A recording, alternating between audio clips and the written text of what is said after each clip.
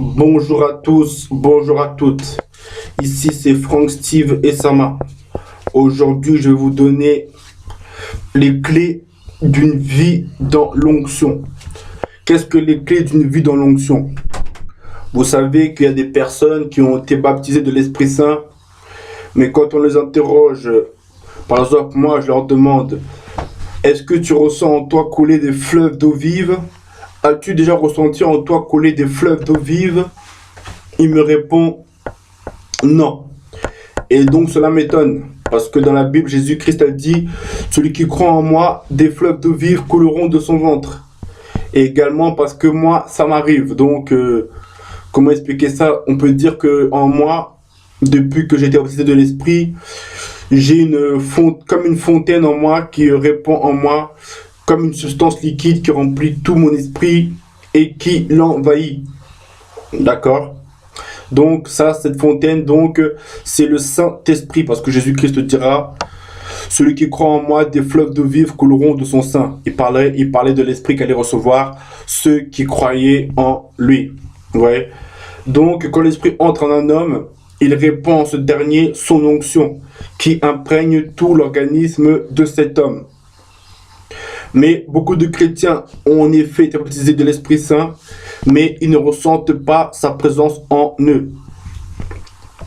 Et parfois même, il peut leur arriver même de douter que l'Esprit est en eux, parce qu'ils ne ressentent pas sa présence en eux. Mais il y a un moyen de ressentir la présence de l'Esprit de Dieu en soi, pour devenir comme moi, c'est-à-dire pour ressentir littéralement l'onction de Dieu vous remplir entièrement et couler en vous abondamment. Et donc, je vais vous donner donc mes secrets que moi j'emploie. D'abord, le premier secret, c'est une fois que vous avez été baptisé de l'Esprit, vous devez prier régulièrement le Seigneur, notamment pour lui exposer vos besoins, mais aussi vous devez lui demander de vous remplir davantage de son esprit. Vous devez lui demander régulièrement, Seigneur, remplis-moi davantage de ton esprit. Seigneur, remplis-moi davantage de ton esprit, au nom de Jésus-Christ. Quand vous ferez cela, vous sentirez l'Esprit de Dieu, sa présence grandir en vous. Ensuite, comme autre clé, il y a également se nourrir de la parole de Dieu. Vous savez, Jésus a dit, l'homme se nourrira pas de pain seulement, mais de parole qui sort de la bouche de Dieu. C'est parce qu'en effet, la parole de Dieu est véritablement une nourriture spirituelle. Les chrétiens qui n'ont pas reçu l'Esprit Saint ne peuvent pas le savoir parce que eux, ils lisent le christianisme à la lettre. Seuls les initiés peuvent comprendre ces choses. C'est-à-dire que la parole de Dieu est véritablement une nourriture pour l'esprit du chrétien.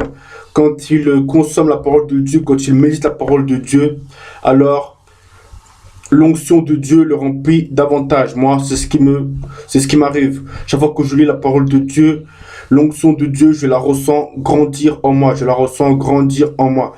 Donc, je constate donc que c'est comme si je me nourrissais. Parce qu'au fur et à mesure que je lis cette parole, au fur et à mesure, je sens l'onction grandir en moi, grandir en moi, grandir en moi, grandir en moi, couler de plus en plus en moi. Parfois, quand j'ai la parole, j'entends glou, glou, glou, glou, glou, glou, glou, glou, glou, glou, glou, glou, dans mon corps.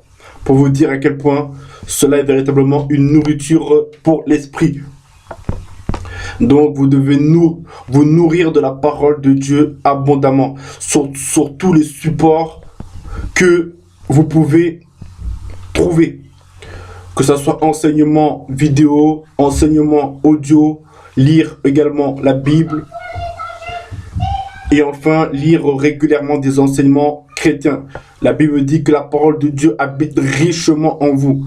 Moi, il m'arrive des journées entières où je lis que la parole de Dieu. Des journées entières où je lis uniquement des enseignements chrétiens.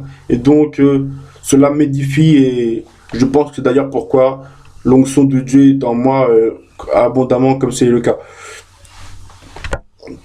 Donc beaucoup se nourrir de la parole de Dieu par tous les supports que vous pouvez trouver. Ensuite, comme autre secret que je pourrais vous donner, troisième secret, vous devez parler en langue. parler en langue. Le Seigneur a donné le don de parler en langue. Je ne dis pas que tous les chrétiens possèdent ce don, parce que l'apôtre Paul dira tous parlent en langue. Donc c'est pas vraiment, ça nous manifeste que tous les chrétiens baptisés de l'Esprit ne reçoivent pas forcément le parler en langue. Mais ils reçoivent au moins un autre pouvoir surnaturel. Donc, un chrétien qui dit, pas parce que je ne parle pas en langue, je ne suis pas chrétien, je dis, certes, tous les chrétiens ne parlent pas en langue. Tous les vrais chrétiens ne parlent pas en langue. Mais ils ont tous au moins un pouvoir surnaturel qu'ils ont reçu depuis que l'Esprit de Dieu est entré en eux. Donc, si tu n'as aucun pouvoir surnaturel, tu n'es pas un vrai chrétien, tu n'as pas été baptisé de l'Esprit. Et si tu veux connaître les listes des dons spirituels, il faut que tu ailles faire un tour dans l'Épître aux Corinthiens, chapitre 12, et tu verras là-bas la liste des dons spirituels. Et donc, voilà.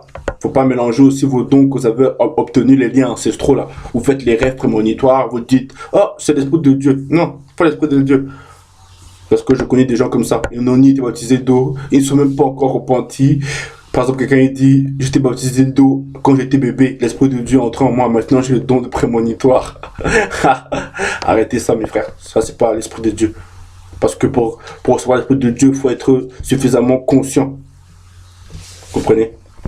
Donc des dons que vous avez depuis votre tendre enfance et que vous pensez que c'est les dons de l'Esprit de Dieu, ce n'est pas le cas. Les dons de l'Esprit de Dieu, c'est quand l'Esprit de Dieu entre en vous. Après, bien sûr, la repentance, le baptême d'eau, et après que vous ayez prié Jésus de vous donner son esprit. Mais donc, la plupart des gens qui reçoivent l'Esprit de Dieu ont donc le don de parler en langue. La Bible dit que ce don, c'est pour s'édifier. S'édifier signifie s'enrichir, se développer. Donc, quand quelqu'un parle en langue, on peut dire qu'il développe son esprit se développe. Et donc, ce développement de l'esprit passe par un remplissage de l'onction. Parce que c'est l'onction, justement, qui procure la croissance spirituelle. C'est l'onction qui fait grandir dans le chrétien les qualités, les capacités et la puissance de Dieu. Donc, parler en langue, voilà, Yahweh. Cela permet, bien sûr, mes amis, d'être davantage rempli de l'onction du Saint-Esprit, donc parler régulièrement en langue. Moi, une fois, il m'arrivait de parler en langue pendant environ 20 minutes. Je vous dis que après ces 20 minutes de parler en langue, j'avais l'impression que j'avais pris une douche. Vous savez, aucune eau ne m'a touché, mais pourtant, j'avais l'impression d'avoir pris une douche. C'est-à-dire quand je dis aucune eau ne m'a touché, ça veut pas dire que ça veut dire. Non, quand je dis aucune eau ne m'a touché, ça veut dire je ne suis pas allé à la prendre. Vous savez comment on va à la douche là. Non. Mais j'ai tellement été rempli que ma poitrine avait carrément. Je sentais une charge s'exercer au niveau de mes abdomens. Tellement j'avais été rempli, pour vous dire. Donc parler en langue régulièrement, ça permet également d'être rempli davantage de l'esprit. Ensuite, qu'est-ce que je pourrais dire d'autre? Demeurer dans l'obéissance également, demeurer dans l'obéissance à Dieu. Vous savez, par exemple, moi, quand il m'arrive, tu sais, dans le début de la vie chrétienne, on fait tous des fautes. Donc moi aussi, il m'arrive de faire des fautes comme le commun de tous les mortels. Et comme le commun de tous les chrétiens nés de nouveau, les nouveaux convertis. Donc, quand je faisais des fautes, et quand il m'arrive parfois de chuter, malheureusement, car ça peut arriver à tout le monde, hein, alors je ressens que l'onction de Dieu ne coule plus en moi avec autant d'abondance. Ouais. Quand je chute, je ressens que l'onction de Dieu ne coule plus en moi avec autant d'abondance. C'est comme si l'onction diminuait. C'est comme s'il manifestait plus autant sa présence qu'auparavant lorsque j'étais dans l'obéissance. Donc j'en ai conclu que, et bien sûr si je me repens pas rapidement, alors je ressens qu'il se manifeste de moins en moins. L'onction coule de moins en moins.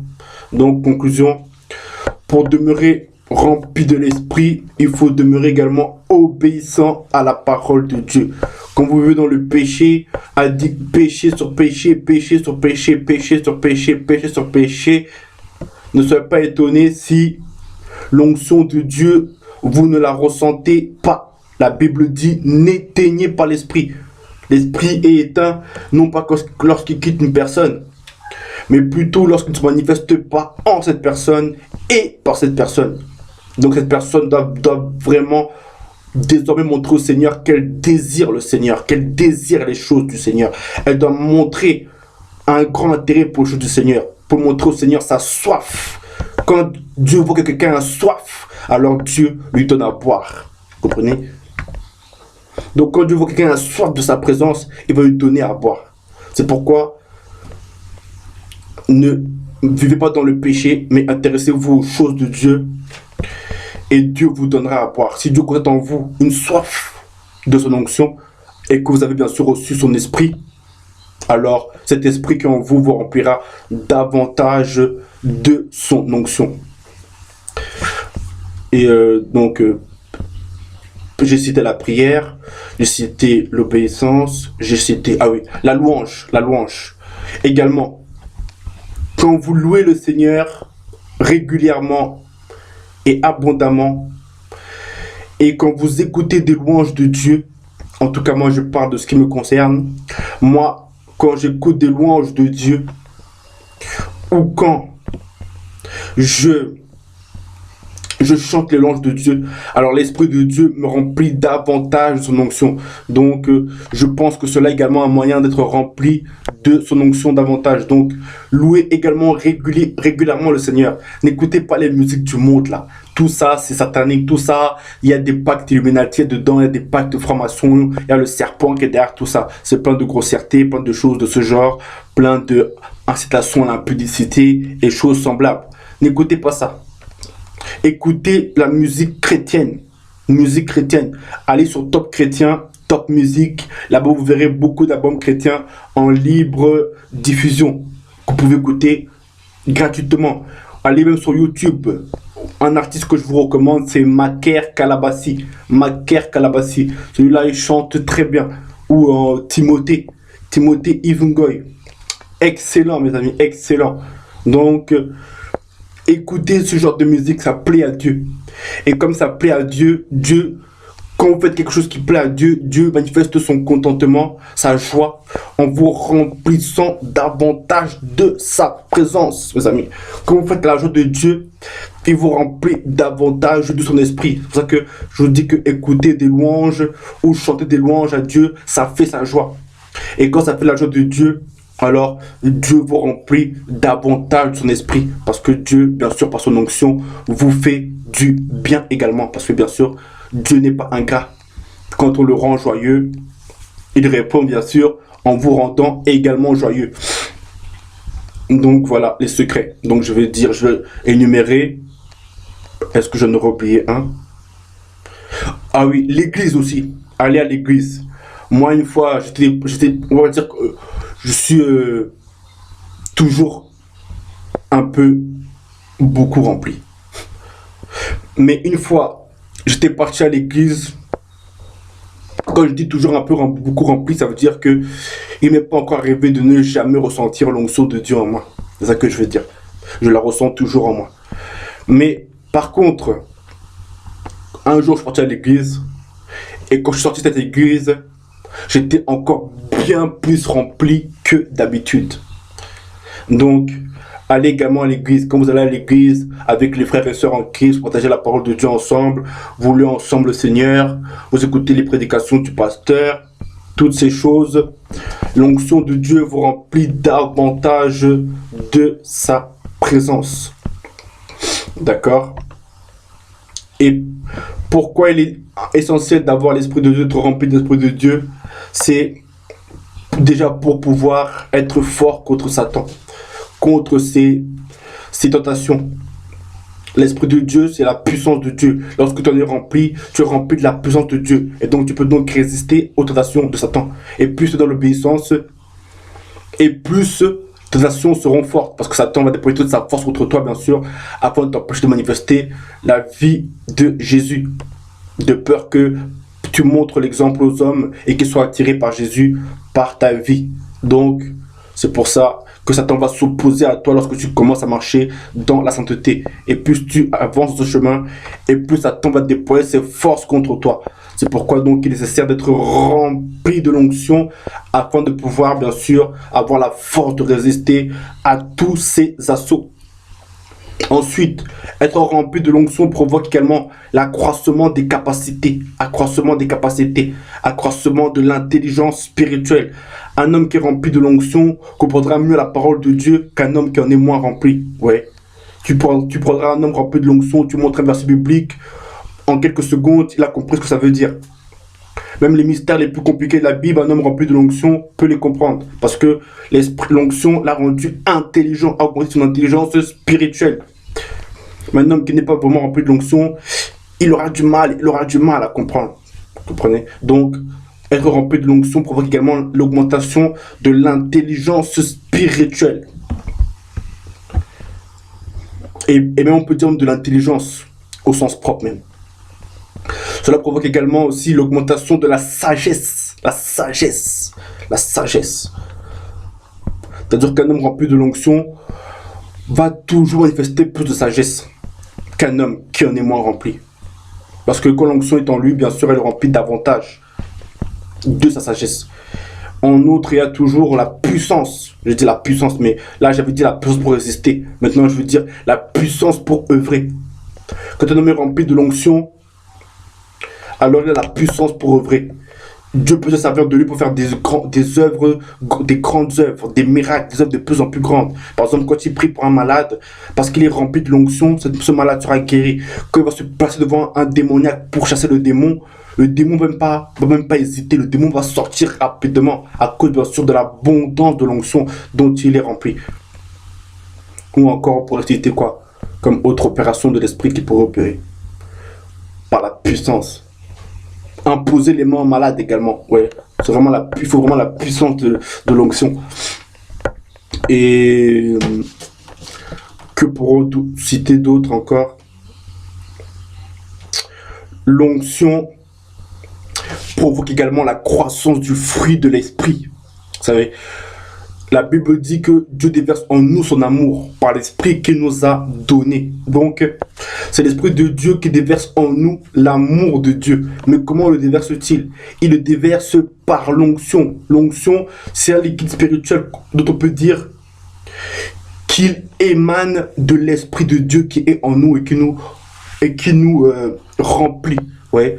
Et donc, par cette onction, donc, l'esprit de Dieu nous transmet également les sentiments de Dieu. Les sentiments de Dieu, l'amour de Dieu, la joie de Dieu, la paix de Dieu, la patience de Dieu, vous voyez, toutes ces choses. L'onction de Dieu nous les transmet. Donc, être rempli de l'onction permet de se ressentir un peu comme Dieu. Je vous dis une chose, un jour, quand j'avais été rempli de l'onction pour la première fois de ma vie, j'étais tellement rempli de l'esprit que j'étais débordant d'amour, comme jamais je ne l'ai été. Donc, c'est vraiment vrai. Quand tu es rempli de l'onction de Dieu, tu es rempli également des sentiments de Dieu. Et tu peux donc désormais les exprimer à ton prochain.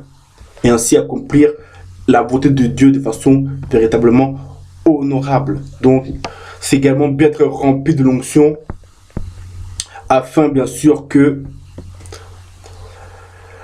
l'onction donc vous transmette de plus en plus le caractère de Dieu afin que vous puissiez bien sûr non seulement l'éprouver vous-même par votre joie, car on est toujours heureux de se sentir plein d'amour, plein de joie, plein de paix, mais également pour le bonheur de votre prochain afin que vous puissiez également le manifester, cet amour de Dieu, cette paix de Dieu, cette joie de Dieu, cette patience de Dieu, bref, toutes ces qualités de Dieu.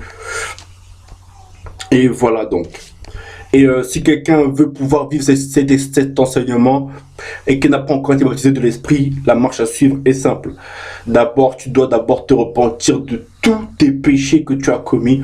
Tu ne dois pas les énumérer un par un, parce que si tu les énumérais un par un, je ne pense pas que tu le pourrais, parce que tous les péchés commis par un homme sont tellement nombreux que je ne pense pas qu'un homme puisse énumérer chacun de ses péchés. Et par contre, tu dois demander à Dieu de te pardonner tous les péchés que tu as commis, tous tes péchés. Tu dois dire, Jésus-Christ, je vais devant toi, je crois que tu es mort ressuscité, et je demande de me pardonner tous mes péchés, conformément à ta parole.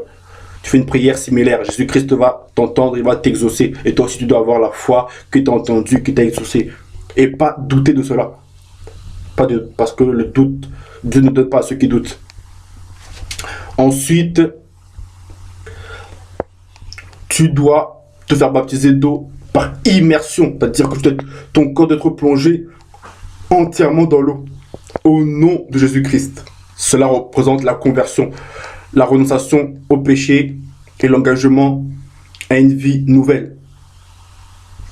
D'accord? Ensuite, une fois que tu auras été baptisé d'eau, tu dois désormais prier Dieu de te donner le Saint-Esprit au nom de Jésus-Christ. Et tu dois persévérer ainsi jusqu'à ce que l'Esprit de Dieu entre en toi, te remplisse et puis te conduise à manifester le parler en langue. Voilà, samala, voilà, shakala, samala, voilà, shakala, samala, voilà, shakala, voilà, voilà, voilà, voilà, voilà. Sakada, shukra, samala, kashkola, samala, voilà, shakala, stokala, voilà, shakala, samala, voilà, shaka, Yahweh. Ou un autre don spirituel qui te donnera, bien sûr, selon sa volonté. Mais quand il entre, il donne toujours un don spirituel. Et ensuite, bien sûr, tu pourras mettre en pratique cet enseignement pour que tu sois toujours rempli de l'onction et que tu puisses vivre, bien sûr, toutes ces choses dont je viens de te parler. Et surtout, cherche ces choses, parce que déjà, de 1, sans l'esprit, tu n'es pas sauvé. De 2, quand l'esprit entrera en toi, tu deviendras un esprit qui est fils de Dieu et tu obtiendras la vie éternelle. Donc, mon ami, cherche ces choses. J'espère que vous avez compris. Que Dieu vous bénisse. Amen.